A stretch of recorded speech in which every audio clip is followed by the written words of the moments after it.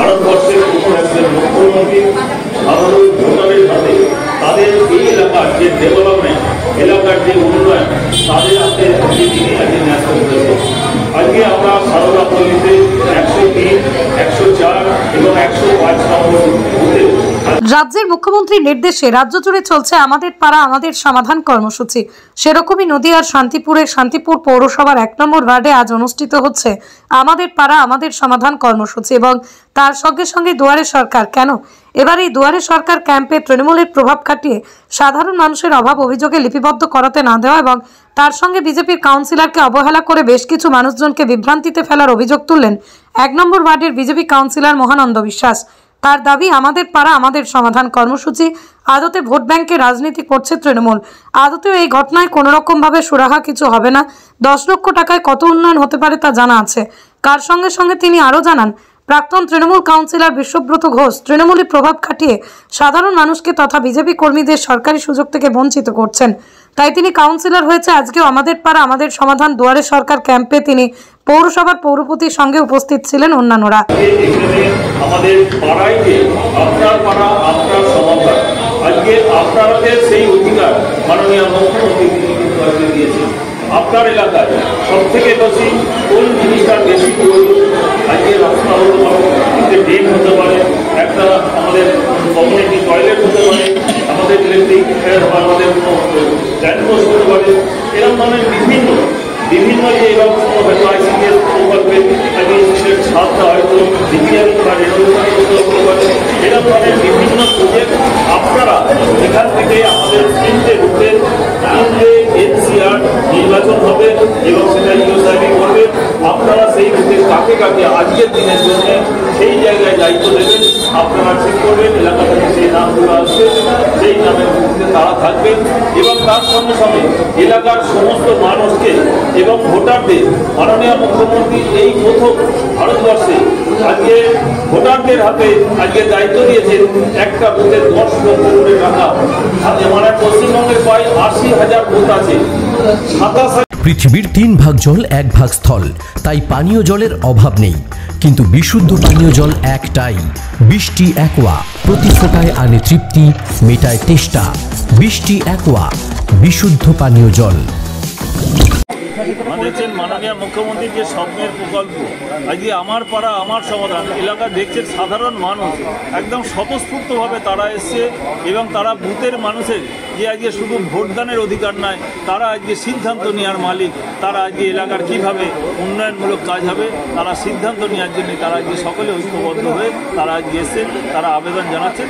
আবেদনের ভিত্তিতে প্রায়োরিটি বিশেষ আজকে কোন রাস্তাটি বা কোন কাজটি তারা যে আবেদন জানাবেন বা কোন ড্রেনটি সেটা নিশ্চিতভাবে প্রায়োরিটি বিশেষে তারা সাধারণ মানুষই আজকেই জেনে যাবেন আমার বুথে কোন কাজটা অগ্রাধিকার পাচ্ছে, কোন কাজটা আগে হবে, কোন কাজটা পরে হবে। অন্যান্য ওয়ার্ডের তুলনায় এই ওয়ার্ডেই বেশি আবেদন, অভিযোগ, সব কিছু অনুযোগ সব কিছু বেশি হতো।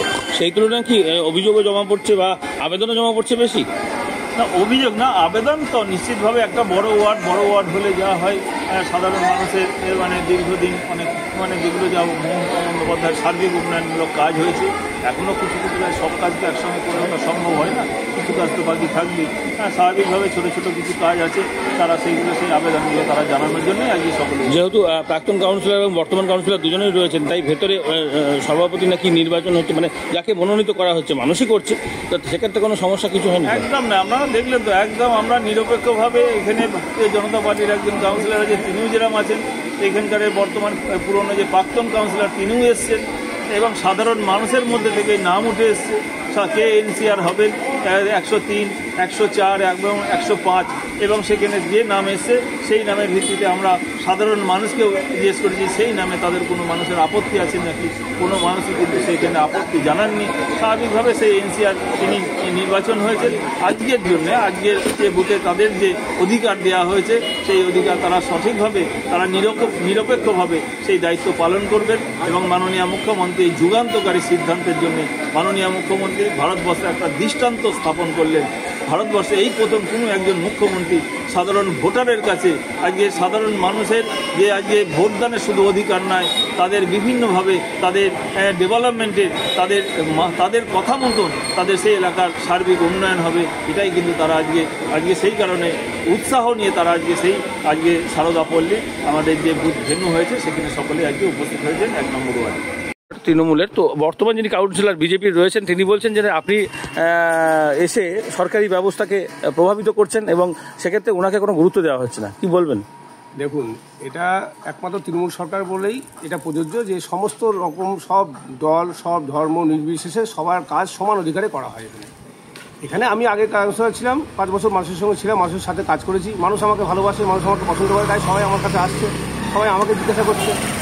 এবার ওনাকে কেউ জিজ্ঞাসা করছে না বলে উনি নীরবতায় ভুগে উনি বাধ্যতামূলক আমার নামে একটা মিথ্যে অভিযোগ করছে। এখানে কোনো ব্যাপার না, যে আসছে কাজ নিয়ে আসছে, তার কাজ কিছু করছে। উনি বলছেন নাকি এসব কোনো লাভ হবে না, করে এগুলো মানুষকে ভোটের রাজনীতি করা হচ্ছে। দেখুন, উনি নিজস্ব তৎপরতায় ওনার দলের কর্মীদের নিয়ে আসছেন, বিভিন্ন সুযোগ সুবিধার জায়গায় লাইন দিয়ে আছেন, লাইন দিয়ে সমস্ত কাজগুলো করে নিচ্ছেন। সকাল সকাল এসে উনি প্রথমে সকাল এসছেন, আমি তো একটু দেরিতেই এসেছি। উনি সমস্ত কাজ করে নিয়ে এখন যদি বলেন উনি যে কাজ হবে না বা চুরি হবে এসব যদি উনি বলেন, তাহলে উনি হয় নিজে ভুল বুঝছেন, আর না হলে ওনার যে কর্মী আছে বা আমার জনসাধারণ যা সাধারণ পাবলিক তাদের ভুল বোঝাচ্ছেন, সেটা ওনার ব্যক্তিগত ব্যাপার। সেক্ষেত্রে কি বলবেন আপনারা, মানে ওনাকে সম্মান দেওয়া কি আদৌ হয়নি? যথেষ্ট সম্মান দেওয়া হয়েছে। আপনারা হয়তো যদি স্টেজের ফুটেজ দেখেন, দেখুন উনি স্টেজেও ছিল আমাদের সঙ্গে, আমি তো সাইডে ছিলাম, উনি আমার মাঝখানে ছিলেন। সব আর এমনি বরাবরের মধ্যে তো কাউন্সিলর হিসেবে গুরুত্ব দেওয়া হয় না? অবশ্যই দেওয়া হয়, কেন দেওয়া হবে না? না হলে উনি কাউন্সিলর আছেন, উনি নিজেও তো বক্তব্য রেখেছেন লাস্টে। আমি লাস্টে আবার একজন সাংবাদিক সম্মেলনে ছিলাম, উনি বক্তব্য রাখছেন না মমতা ব্যানার্জি এইগুলো সব কাজ হবে, ভালো কাজ করছে, উনি আবার এক জায়গায় বলেছেন। তাহলে কি এরকম আলাদা আলাদা বক্তব্য রাখছেন? হ্যাঁ, এক জায়গায় একরকম বক্তব্য রাখছেন। ওনার তো নিজস্ব মানে ঠিক নেই যে উনি কোন রুলে থাকছে, সেটা ঠিক নেই। উনি এক জায়গায় এক রকম বক্তব্য রাখছেন। আপনার নাম পরিচয়? আমার নাম বিশ্বব্রত ঘোষ, আমি 1 নম্বর ওয়ার্ডের তৃণমূল কংগ্রেসের প্রাক্তন কাউন্সিলর। যারা সমাজের ভোটার আছেন তাদের সবাইকে আমরা আন্তরিক শুভেচ্ছা এবং ধন্যবাদ জ্ঞাপন করছি। আজ মাননীয়া শ্রীমতী মমতা বন্দ্যোপাধ্যায়ের উদ্যোগে আমাদের পাড়া আমাদের সমাধান এই উদ্যোগ শুরু হয়েছে গত 2 তারিখ থেকে, আজ 3য় দিন। এর উদ্দেশ্য হল যারা ভোটার তারাই তাদের নিজের পাড়া উন্নয়ন করবে, স্কিম ঠিক করবে এবং তারাই সেই কাজ বাস্তবায়িত করবে। প্রত্যেকটা ভোটের জন্য 10 লক্ষ টাকা করে বরাদ্দ করা হয়েছে এবং আমাদের এই রাজ্যে 80,000 বুথ আছে, প্রত্যেকটার জন্যই 10 লক্ষ টাকা। আপনারা আপনাদের স্কিম এই সভায় বা এই বুথ মানে আপনারা যখন পাশে ঘরে যাবেন সেখানে নির্বাচন করবেন। এখান থেকে আমরা একজন করে এনসিআর সিলেকশন করবো। এনসিআর হচ্ছে নিউট্রাল কমিউনিটি রিপ্রেজেন্টেটিভ। নিরপেক্ষ একজন ব্যক্তি আপনারা প্রত্যেকটা বুথ থেকে দেবেন। 103-এর জন্য একজন, 104-এর জন্য একজন, 105-এর জন্য একজন। এদের কাজ হচ্ছে এরা তাদের নিজস্ব যে বুথ 103, 104 এবং 105 এদের জন্য এরা স্কিম ঠিক করবে প্রায়োরিটি বেসিস। অনেক ধরনের স্কিম আসতে পারে, বিভিন্ন ধরনের স্কিম আসবে। আপনারা দেখতে পাচ্ছেন বাইরে টাঙানো আছে, সেখানে স্কিম দেওয়া আছে।